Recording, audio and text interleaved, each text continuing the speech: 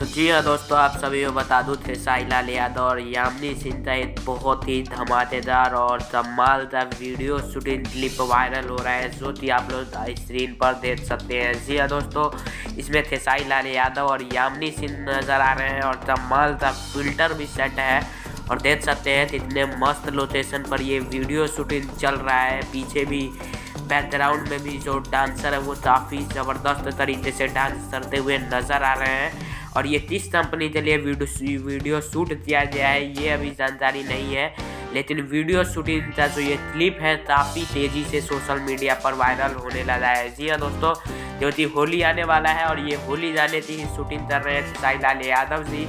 और back to back आप लोग बहुत ही सारे इस बार धमाके देखने को मिलेंगे, क्योंकि 10 से 15 गाने आने वाले हैं। जी हाँ दोस्तों, 20 भी हो सकते हैं, लेकिन 10 से 15 कन्फर्म है जो ये इतने आएंगे ही। तो आप लोग तो ये क्लिप कैसा लगा होली वीडियो शूटिंग का, आप लोग ज़रूर बताइए कमेंट बॉक्स में। जय हिंद, जय